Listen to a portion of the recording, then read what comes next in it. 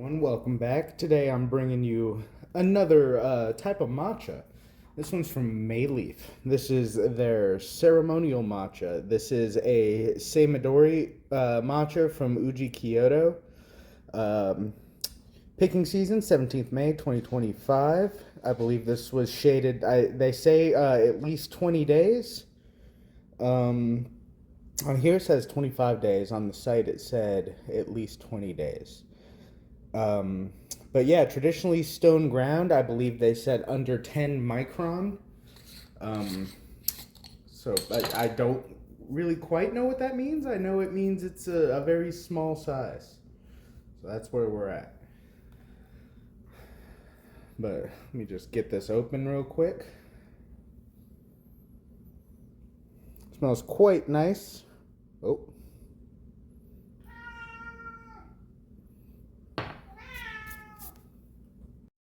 Alright, there's what the matcha powder looks like. I already got my, this is a new bowl I got. This is from the steeping room. Pretty cheap one. Just I wanted a clear one just to see the matcha better. So yeah, that's fine. And we will just grab the strainer. And directions online were basically the same from what I was doing before. So we'll grab 2 of these scoops. I will say this is noticeably very light and fluffy powder compared to the others. There's a lot of info online. I don't really feel like pulling it up. I will link this below, obviously, but a lot of info about it, which I really appreciate. A whole lot to read, a whole lot of info where it came from the farmers. Comes from, 40-year-old tea bushes, shaded at least 20 days. On here it says 25. Done the traditional manner, so there's like no cut corners according to the website. A lot of the newer ones, because matcha is on the rise for demand, as well as a lot of tea farmers are retiring, and there's no new generations coming to take over, so a lot of corners are being cut. But apparently they made sure that no corners were cut with this one. Which is good. The only other matcha I've had up to this point were the ones I showed you prior from Bitterleaf Tea, which were Chinese matchas.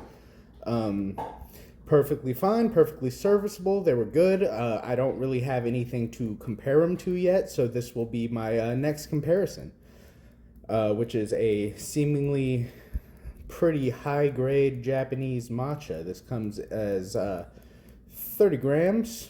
In this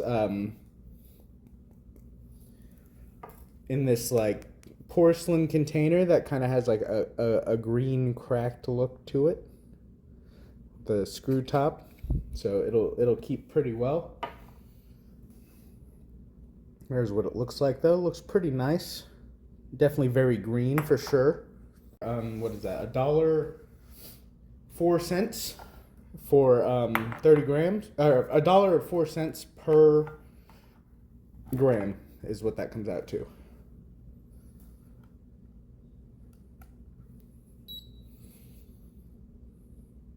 And we are doing this at about 170 degrees Fahrenheit. And we'll add, this is all the bowls and everything's already heated up. I already wet this for a while, so we'll do what do they do, like a paste. And I'll have to try the what is it, the koicha at some point. That's where you just drink a really thick paste, and that's like what you do with really good matcha. And the website says you can do it with this. Basically, you just double the amount of matcha powder and like half the water. I believe it would be like a little less thick than this, basically. Like it's a really thick, like, sludge you would be drinking. But sounds interesting. I think that's traditional for like tea ceremonies, and that's for like the best matcha powders you can get. All right.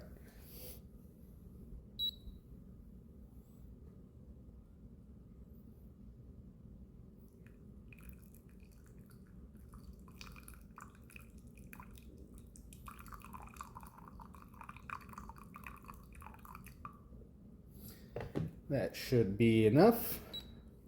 All in all, that's just over 70 grams of water.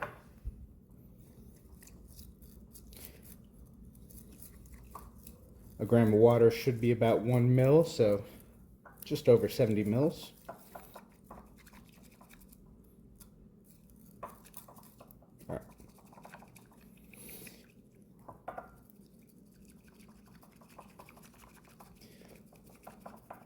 Yeah, I think I like the shape of this matcha bowl a little more than the other one. The other one's a little more concave, so it's kind of hard to get this M motion they talk about with the back and forth.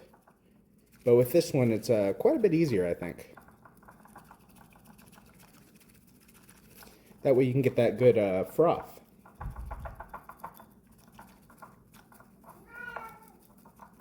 Excuse my cat in the background. He likes to meow at me randomly for no reason, apparently. He's just kind of over there drinking water and just staring at me meowing like a weirdo. That should be good. I got a little on the sides, but I think the froth looks nice at least. That's why I got the clear, so you can see all that goodness. But let me give this a try.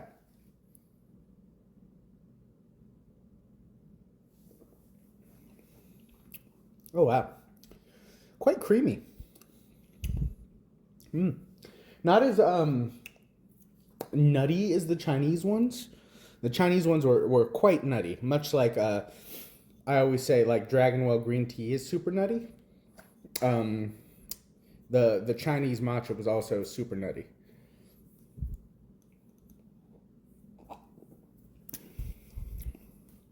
There's still some nuttiness to it. A lot of creaminess for sure in the taste and the texture. A lot of vegetal flavor. Absolutely no bitterness. Slight amount of astringency.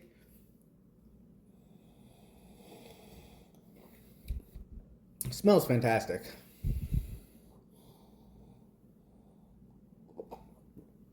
A little bit of a almondy vibe to it on top of like the roasted chestnuts or like the edamame vibe it has.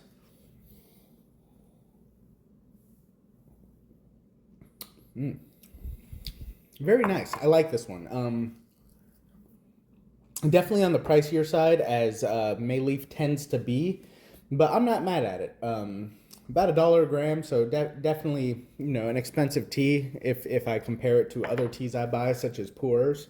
This would be on the very pricey side. This would be like a reasonably priced Dragonwell. This could be quite a few other things, and I do know Japanese matcha is at a premium because it is currently so sought after. Everyone's getting into it, myself included, and everyone, flavors foods with it, flavors beverages with it, all kinds of things. So, and then this is, to my knowledge, just a super high-end quality one. Very fresh, very good. I liked it a lot. I'll definitely need to keep trying more matchas to have something to compare it to, but I don't have any complaints about this. Let me know what you think. Are you familiar with matcha? Is the pricing on this reasonable? The website's quite chock full of information about it, which I appreciate.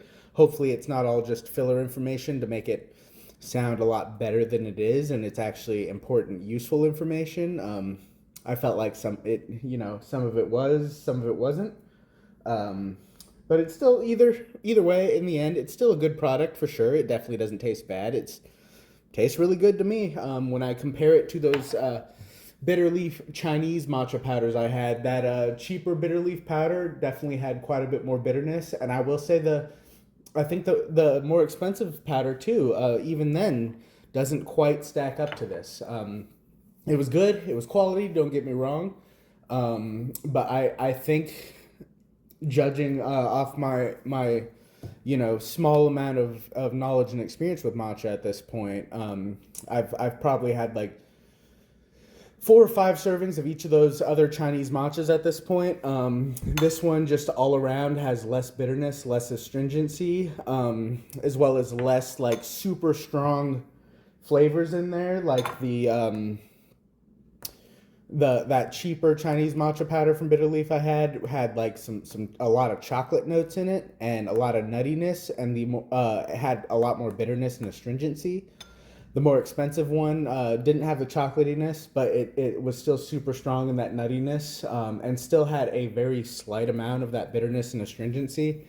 In this one, I get no bitterness or like a tad bit of astringency, like a mouth drying, but it's very, very mild, like almost not there. Frankly, I just attribute it to, green tea. It is what it is, or tea in general.